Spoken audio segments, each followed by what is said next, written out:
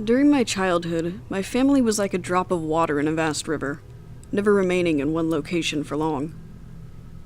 We settled in Rhode Island when I was 8, and there we remained until I went to college in Colorado Springs. Most of my memories are rooted in Rhode Island, but there are fragments in the attic of my brain which belong to the various homes we had lived in when I was much younger. Most of these memories are unclear and pointless, chasing after another boy in the backyard of a house in North Carolina, trying to build a raft to float on the creek behind the apartment we rented in Pennsylvania, and so on. But there is one set of memories which remains as clear as glass, as though they were just made yesterday. I often wonder whether these memories are simply lucid dreams produced by the long sickness I experienced that spring. But in my heart, I know they're real. We were living in a house just outside the bustling metropolis of New Vineyard, Maine, population 643. It was a large structure, especially for a family of 3. There were a number of rooms that I didn't see in the 5 months we resided there. In some ways it was a waste of space, but it was the only house on the market at the time, at least within an hour's commute to my father's place of work. The day after my 5th birthday, attended by my parents alone, I came down with a fever. The doctor said I had mononucleosis, which meant no rough play and more fever for at least 3 weeks. It was horrible timing to be bedridden. We were in the process of packing our things to move to Pennsylvania, and most of my things were already packed away in boxes, leaving my room barren. My mother brought me ginger ale and books several times a day, and these served the function of being my primary form of entertainment for the next few weeks. Boredom always loomed just around the corner, waiting to rear its ugly head and compound my misery. I don't recall exactly how I met Mr. Widemouth. I think it was about a week after I was diagnosed with mono. My first memory of the small creature was asking him if he had a name. He told me to call him Mr. Widemouth, because his mouth was large. In fact, everything about him was large in comparison to his body. His head, his eyes, his crooked ears. But his mouth was by far the largest. "You look kind of like a Furby," I said as he flipped through one of my books. Mr. Widemouth stopped and gave me a puzzled look. "Furby? What's a Furby?" he asked.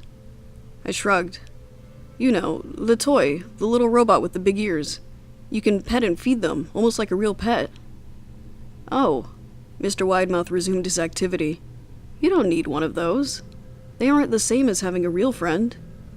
I remember Mr. Widemouth disappearing every time my mother stopped by to check in on me.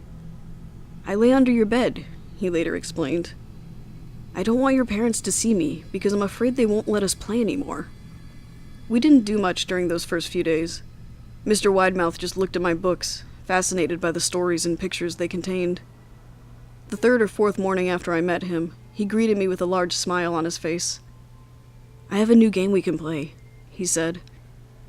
"We have to wait until after your mother comes to check on you, because she can't see us play it.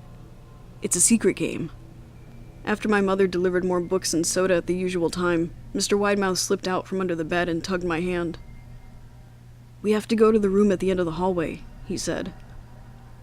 I objected at first, as my parents had forbidden me to leave my bed without their permission, but Mr. Widemouth persisted until I gave in. The room in question had no furniture or wallpaper. Its only distinguishing feature was a window opposite the doorway. Mr. Widemouth darted across the room and gave the window a firm push, flinging it open. He then beckoned me to look out at the ground below. We were on the 2nd story of the house, but it was on a hill, and from this angle the drop was farther than 2 stories due to the incline. "I like to play pretend up here," Mr. Widemouth explained. "I pretend that there is a big, soft trampoline below this window, and I jump. If you pretend hard enough, you bounce back up like a feather. I want you to try." I was a 5-year-old with a fever, so only a hint of skepticism darted through my thoughts as I looked down and considered the possibility. "It's a long drop," I said. "But that's all part of the fun. It wouldn't be fun if it was only a short drop. If it were that way, you may as well just bounce on a real trampoline." I toyed with the idea, picturing myself falling through thin air, only to bounce back to the window on something unseen by human eyes. But the realist in me prevailed. "Maybe some other time," I said. "I don't know if I have enough imagination. I could get hurt." Mr. Widemouth's face contorted into a snarl, but only for a moment. Anger gave way to disappointment. "If you say so," he said. He spent the rest of the day under my bed, quiet as a mouse. The following morning, Mr. Widemouth arrived holding a small box. "I want to teach you how to juggle," he said. "Here are some things you can use to practice, before I start giving you lessons." I looked in the box. It was full of knives. "My parents will kill me," I shouted, horrified that Mr. Widemouth had brought knives into my room, objects that my parents would never allow me to touch. "I'll be spanked and grounded for a year." Mr. Widemouth frowned. "It's fun to juggle with these. I want you to try it." I pushed the box away. "I can't. I'll get in trouble. Knives aren't safe to just throw in the air." Mr. Widemouth's frown deepened into a scowl. He took the box of knives and slid under my bed, remaining there the rest of the day. I began to wonder how often he was under me. I started having trouble sleeping after that. Mr. Widemouth often woke me up at night, saying he put a real trampoline under the window. A big one that I couldn't see in the dark. I always declined and tried to go back to sleep, but Mr. Widemouth persisted. Sometimes he stayed by my side until early in the morning, encouraging me to jump. He wasn't so fun to play with anymore. My mother came to me one morning and told me I had her permission to walk around outside. She thought the fresh air would be good for me, especially after being confined to my room for so long. Ecstatic, I put on my sneakers and trotted out to the back porch, yearning for the feeling of sun on my face. Mr. Widemouth was waiting for me. "I have something I want you to see," he said. I must have given him a weird look, because then he said, "It's safe, I promise." I followed him to the beginning of a deer trail which ran through the woods behind the house. "This is an important path," he explained. "I've had a lot of friends about your age. When they were ready, I took them down this path to a special place. You aren't ready yet, but one day I hope to take you there." I returned to the house, wondering what kind of place lay beyond that trail.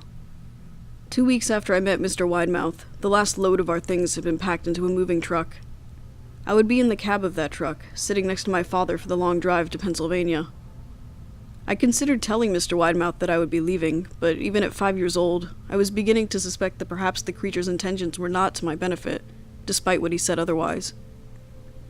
For this reason, I decided to keep my departure a secret. My father and I were in the truck at 4 a.m. He was hoping to make it to Pennsylvania by lunchtime tomorrow, with the help of an endless supply of coffee and a 6-pack of energy drinks. He seemed more like a man who was about to run a marathon, rather than one who was about to spend 2 days sitting still. "Early enough for you?" my father asked with a hint of sympathy. I nodded and placed my head against the window, hoping for some sleep before the sun came up. I felt my father's hand on my shoulder. "This is the last move, son, I promise. I know it's hard for you, as sick as you've been. Once Daddy gets promoted, we can settle down and you can make friends." I opened my eyes as we backed out of the driveway. I saw Mr. Widemouth's silhouette in my bedroom window. He stood motionless until the truck was about to turn onto the main road. He gave a pitiful little wave goodbye, steak knife in hand. I didn't wave back. Years later, I returned to New Vineyard. The piece of land our house stood upon was empty, except for the foundation, as the house burned down a few years after my family left. Out of curiosity, I followed the deer trail that Mr. Widemouth had shown me. Part of me expected him to jump out from behind a tree and scare the living bejesus out of me, but I felt that Mr. Widemouth was gone, somehow tied to the house that no longer existed. The trail ended at the New Vineyard Memorial Cemetery. I noticed that many of the tombstones belonged to children,